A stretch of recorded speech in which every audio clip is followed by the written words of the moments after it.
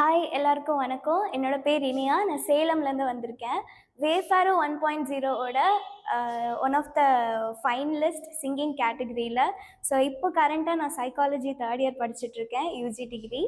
And என்னோட singing journey பற்றி நான் சொல்லணுன்னா, ஃப்ரம் த ஸ்டார்டிங் சின்ன வயசில் ஸ்கூலில் சிங்கிங் கிளாஸ் வந்து நடக்கும். ஸோ அதுலேருந்து தான் என்னோடய இன்ட்ரெஸ்ட் ஸ்டார்ட் ஆச்சு.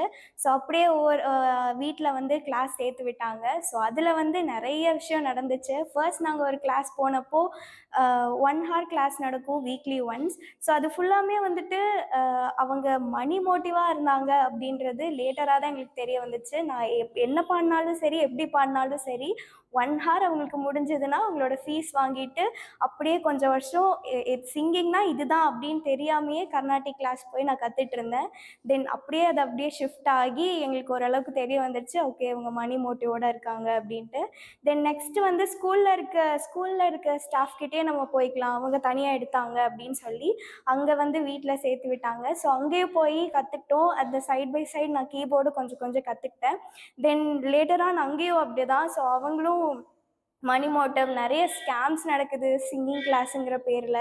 ஸோ அவங்களும் மணி மோட்டிவில் தான் இருந்தாங்க. அண்ட் லேட்டராக நான் அதையும் வித்ட்ரா பண்ணிவிட்டு தென் ஒரு 9th ஸ்டாண்டர்ட் படிக்கும் போது நாங்கள் லைக் நிறையா கூகுள்ஸ்லாம் சர்ச் பண்ணிவிட்டு ஒரு ப்ராப்பரான சிங்கிங் கிளாஸ் கிடைக்கணும், நல்லா கற்றுக்கணும் அப்படின்னு சொல்லிட்டு ஒரு ஸ்டாஃப் கிட்ட போனோம். ஸோ அவங்க வந்து டிகிரியே வந்து மியூசிக்கில் பண்ணியிருந்தாங்க. அண்ட் அங்கே போனப்போ தான் எனக்கு வந்து ஸ்டார்டிங்கில் அவங்க நிறைய சொல்லிக் கொடுப்பாங்க, நிறைய கரெக்ஷன் சொல்லுவாங்க. எனக்கு போனோடனே என்னடா இத்தனை கிளாஸ் போயிருக்கோம், அவங்க எந்த கரெக்ஷனும் சொன்னதில்லை, இவங்க ஸ்டார்டிங் வந்த கிளாஸ்லேயே இவ்வளோ சொல்கிறாங்களே, இவ்வளோ கரெக்ஷன், இவ்வளோ தப்பு சொல்கிறாங்களேன்னு எனக்கு ஒரு மாதிரி இருந்துச்சு. அண்ட் லேட்டர் ஆன் அப்போ தான் புரிய வந்துச்சு, ஓகே சிங்கிங்கில் இவ்வளோ இருக்குது, இவ்வளோ விஷயம் கர்நாடிக்கில் இருக்குது அப்படின்னு சொல்லி ஒவ்வொன்றா அவங்க தான் குட்டி குட்டி விஷயமா இருந்தாலும் அவங்க தான் உட்கார வச்சு பொறுமையாக கற்றுக் கொடுத்தாங்க. அண்ட் எல்லாருக்கும் ஒரு ட்விஸ்ட் வர மாதிரி கொரோனா வந்துடுச்சு. ஸோ என்னோடய சிங்கிங் கிளாஸும் அப்படியே பாதியில் கட் ஆகிடுச்சு. தென் என்னோடய ஸ்டடீஸ் 11th 12th அதில் ஃபோக்கஸ் பண்ண ஆரம்பிச்சிட்டேன். தென் அப்படியே ஏதாவது ஆன்லைன் காம்படிஷன்ஸ் ஏதாவது சிங்கிங் வருதா, யூடியூப் வீடியோஸ் கொஞ்சம் கொஞ்சம் பார்த்துட்டு தென் அப்படியே என்னோடய லைஃப் போயிட்டு இருந்துச்சு. தென் அப்போ வந்து இந்தியன் டேலண்ட்ஸ் லைப்ரரின்னு ஒரு காம்படிஷன் கண்டக்ட் பண்ணாங்க. ஸோ அதில் வந்து பெஸ்ட் சிங்கர் அவார்ட் வாங்கியிருந்தேன்.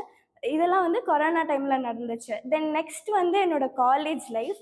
ஸோ வீட்டில் இது வரைக்கும் ஒரு கம்ஃபர்ட் சேஃப் ஜோனில் இருந்துட்டு காலேஜ் ஃபஸ்ட் இயர் போகும்போது லைஃப் அப்படியே டேர்ன் ஆன மாதிரி இருந்துச்சு. லைக் ஸ்டார்டிங் காலேஜஸில் நிறைய ட்ரீம்ஸோடு போயிருந்தோம்.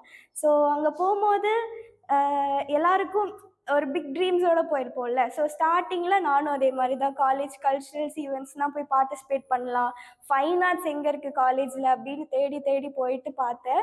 பட் ஃபர்ஸ்ட் இயர்ன்றனால நிறைய அங்கே உள்ள பாலிட்டிக்ஸ் நடந்துச்சு, எந்த ஈவெண்ட்ஸ்க்கும் அலோவ் பண்ணல, எந்த ஆப்பர்ச்சுனிட்டிஸும் அங்கே ப்ரொவைட் பண்ண கிடையாது. ஸோ அப்போ வந்து லைஃப்பில் ஒரு பிரேக் டவுன் மாதிரி ஆகி நிறைய செல்ஃப் கான்ஃபிடென்ஸ், நிறைய ட்விஸ்டிங் பாயிண்ட்ஸ் இந்த ஃபர்ஸ்ட் இயரில் நடந்துச்சு. ஸோ என்னோடய கான்ஃபிடென்ஸ் ஃபுல்லாக பிரேக் டவுன் ஆனது என்னோடய ஃபர்ஸ்ட் இயரில் தான். தென் ஆனால் இவ்வளோ விஷயம் நடந்துட்டு இருக்கும் போது எனக்கு சைடில் நம்ம உள் மனசுக்குள்ளே சொல்லிகிட்டே இருக்கோம்ல. ஸோ நம்மளுக்கு வந்துட்டு என்னோட ட்ரீம் என்னவாக இருந்துச்சுன்னா, I have to become a VJ அப்படின்னு இருந்துச்சு. ஸோ அது மட்டும் உள்ளே இருந்துகிட்டே இருந்துச்சு. நான் வந்து ஒரு ஸ்கூல் பீரியட்லேருந்து ஒரு காலேஜ் போகும்போது I got it clear, okay நம்ம ட்ரீம் வந்து you are focusing on that அப்படின்ற மாதிரி. ஸோ நான் வந்துட்டு ஃபர்ஸ்ட் இயர் ஃபுல்லாக எனக்கு வந்து கான்ஃபிடென்ஸ் பிரேக் டவுன் ஆகி ஒரு லைஃப் ட்விஸ்டிங் பாயிண்ட்டாக தான் இருந்துச்சு. தென் செகண்ட் இயரில் அதெல்லாம் கொஞ்சம் கொஞ்சமாக பிரேக் பண்ணி செகண்ட் இயரில் ஐ ஸ்டார்டட், ஓகே நம்ம இதுக்கு ட்ரை பண்ணி பார்த்துடலாம், என்னன்னாலும் பரவாயில்ல அப்படின்னு சொல்லிட்டு. அண்ட் நான் வந்து செகண்ட் இயரில் ஃப்ரீலான்சராக ஒரு எஃப்எம்மில் ஒர்க் பண்ணேன், இன்டர்வியூஸ் நிறையா எடுத்தேன். அதுக்கப்புறம் வேஃபாரோ இந்த மாதிரி ஆன்லைனில் ஏதாவது காம்படிஷன்ஸ் வருது, ஆப்பர்ச்சுனிட்டிஸ் ஏதாவது வந்துச்சுன்னா ஃபஸ்ட் இயரில் நான் நிறைய கிவ் அப் பண்ணிட்டேன், எதுவுமே பண்ணலை, அதுவும் இல்லாமல் ஆப்பர்ச்சுனிட்டிஸும் கிடைக்கல.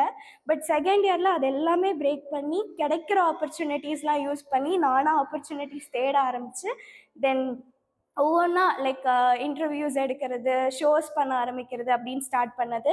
தென் வேஃபாரோவும் அதே மாதிரி தான் நாங்கள் பார்த்தோம். ஸோ வேஃபாரோவில் வந்து சிங்கிங்கில் தான் ஃபர்ஸ்ட் லெவலில் வந்து ஜாயின் பண்ணேன். தென் செகண்ட் லெவல் எனக்கு ஹோஸ்ட் பண்ணுற ஆப்பர்ச்சுனிட்டிஸும் கிடச்சிது. ஸோ அரவுண்ட் ஒரு 3 ஷோஸ் கிட்ட நான் வேஃபாரோலையும் ஹோஸ்ட் பண்ணியிருக்கேன். அண்ட் இப்படி ஹோஸ்டிங்லேயும் ஐ காட் இம்ப்ரூவ்ட். ஸோ அதுக்கப்புறம் ஃபினாலே வரும்போது ஃபினாலேயும் நான் ஹோஸ்ட் பண்ணிட்டு இருந்தேன். அண்ட் ஒன் ஆஃப் த ஃபைனலிஸ்ட்னு வரும்போது ஐ am so happy and proud. And இப்படியே போயிட்டு இருக்கும்போது I get in to third year. So third இயரில் வந்துட்டு அந்த கான்ஃபிடென்ஸ் இன்னும் தான் பில்டப் ஆச்சு. ஸோ என்னென்ன விஷயம் ட்ரை பண்ணணும், என்னென்னலாம் பண்ணணும் அப்படின்னு நிறையா யோசிச்சு என்னோட election time, I mean department secretary election time, so அதுலேயும் நின்று ஓட் பேசிஸில் I got selected. And I am proud to say that I am the department secretary of my college. And இதுதான் என்னோட லைஃபோட ஒரு ஷார்ட் ஜேர்னி. ஸோ இதில் நிறைய சொல்ல முடியாத கஷ்டங்கள், அவமானங்கள், வேதனைகள் எல்லாமே இருக்குது. பட் எல்லா லைஃப்லையும் இருக்கிற மாதிரி தான். அண்ட் இனிமேல் நான் பண்ணுற விஜே ஜேர்னியாக இருக்கட்டும், ஒரு சிங்கிங் ஜேர்னி, ஒரு என்னோட ஸ்டடீஸில் ஃபோக்கஸ் பண்ணுறதா இருக்கட்டும், so they are gonna be my supporting pillars and forever. And இதுதான் என்னோட லைஃபோட குட்டி ஜேர்னின்னு நான் சொல்லலாம். அண்ட் இதுக்கு மேலே இப்போ தான் நான் குட்டி குட்டி ஸ்டெப்ஸ் எடுத்திருக்கேன், இதுக்கு மேலேயும் நிறைய எடுக்க போகிறேன். ஸோ அந்த ஜேர்னிக்கு உங்களோட சப்போர்ட்டும் தேவை. அண்ட் வேஃபாரோ வந்து என்னோட ஸ்டெப்பிங் ஸ்டோனாக இருக்குது, ஒரு ஹோஸ்டிங் ஜேர்னியாக இருக்கட்டும், ஒரு சிங்கிங் ஜேர்னியாக இருக்கட்டும் அப்படின்றதுல. So I am so happy for that. Thank you வேஃபாரோ. அண்ட் பார்த்துட்ருக்க வியூவர்ஸ்க்கு நான் என்ன சொல்வேன்னா, லைக் உங்களோட மைண்ட் செட் தான் உங்களோட பெரிய plus point as well as drawback. உங்களோட மைண்ட் செட் கரெக்டாக இருந்தால் நீங்கள் என்ன வேணால் பண்ணலாம். உங்கள் ட்ரீம் அதுதான் நீங்கள் ஃபிக்ஸ் பண்ணிட்டீங்கன்னா உங்கள் மைண்ட் செட் வந்து நீங்கள் அதுக்கேற்ற மாதிரி ரெடி பண்ணிக்கோங்க. So your mind set is your big plus பாயிண்ட்னு தான் நான் சொல்வேன். ஸோ நம்மளோட ஆக்ஷன்ஸ், நம்மளோட தாட்ஸ், இது எதுவுமே ஃபிக்ஸ்டு கிடையாது. நெகட்டிவ் ஆஸ்பெக்ட்லேருந்து அதை எடுத்துகிட்டு பாசிட்டிவான ஆஸ்பெக்ட்டுக்கு கொண்டு வந்தீங்கன்னா you can surely achieve your dream. அதுக்கான நெசசரி ஸ்டெப்ஸ் எடுத்துகிட்டே இருங்க, நானும் எடுத்துகிட்டே இருக்கேன். அண்ட் இன்னொரு விஷயம் என்னென்னா, நம்மளோட ஹியூமன் பீயிங்கோட நேச்சரே வந்துட்டு நம்ம ரிப்பீட்டடாக ஒரு விஷயத்த பண்ண நம்ம அதுக்கே பழகிடுவோம். நீங்கள் ஒவ்வொரு விஷயத்தையும் பயந்துட்டு கிவ் அப் பண்ணிகிட்டே இருந்தீங்கன்னா உங்களுக்கு கிவ் அப்பே கம்ஃபர்ட் ஜோன் ஆகிடும். கிவ் அப் பண்ணுறது ஈஸியாக போயிடும். ஸோ எந்த ஒரு விஷயத்தையும் ட்ரை பண்ணாமல் கிவ் அப் பண்ணாதீங்க. எதுனாலும் ட்ரை பண்ணி பாருங்கள். உங்கள் கம்ஃபர்ட் ஜோன்லேருந்து you have to try your best. அப்படி பண்ணால் மட்டும்தான் உங்களோட ட்ரீம் உங்களுக்கு கிடைக்கும். அண்ட் என்னோட சார் வந்து எனக்கு பர்சனலாக சொன்ன ஒரு விஷயம் என்னென்னா, உங்களுக்கு அது வேணும், உங்களோட ட்ரீம் அதுதான் நீங்கள் ஃபிக்ஸ் பண்ணிட்டீங்கன்னா ஜஸ்ட் கோ ஃபார் இட். இவங்க எப்படி ஜட்ஜ் பண்ணுவாங்க, அவங்க என்ன நினைப்பாங்க, அவங்க என்ன பேசுவாங்க அப்படின்லாம் யோசிக்காதீங்க. உங்களோட ட்ரீம் ஃபிக்ஸ் பண்ணிட்டீங்கன்னா ஜஸ்ட் கோ ஃபார் இட். என்னன்னாலும் பரவாயில்ல, because you have only one life. பப்ளிக்கில் எம்பாரசிங்கான மொமெண்ட்ஸ் ஏதாவது நடந்த உடனே நாள் முழுக்க உட்காந்து அதையே யோசிச்சுட்டு இருக்கீங்களா? ஃபார் எக்ஸாம்பிள், நீங்கள் கீழே விழுந்திருக்கலாம், இல்லை ஆக்வர்டாக சொல்லி எல்லாரும் சிரிச்சிருக்கலாம். ஃபுல் டே அதை பற்றியே யோசிச்சுட்டு இருக்கீங்களா? சைக்காலஜியில் இதை தான் ஸ்பாட்லைட் எஃபெக்ட்னு சொல்லுவாங்க. We notice others a way more than they actually do. So ஒரு ரிசர்ச்சில் ஒரு குரூப் ஆஃப் ஸ்டூடெண்ட்ஸை ஒரு எம்பாரசிங்கான டிஷர்ட் போட்டுட்டு கிளாஸ்க்கு அனுப்புனாங்க. அந்த ஸ்டூடெண்ட்ஸ் ரிப்போர்ட் பண்ணது என்னன்னா, மோர் தென் 50% ஆஃப் த கிளாஸ் எங்களை தான் நோட் பண்ணாங்க, எங்களுக்கு ரொம்ப ஆக்வர்டாக இருக்குது அப்படின்னு. பட் ஆக்சுவல் ரிப்போர்ட் என்னன்னா, மோர் தென் 25% ஆஃப் த கிளாஸ் கூட அவங்கள நோட் பண்ணல. So next time if you face any embarrassing moments, just breathe and let it go. No one is வாட்சிங் you as closely as you imagine. So அப்படியே ஒரு சில பேர் பார்த்துருந்தாலும் they will forget it soon. That's the human nature.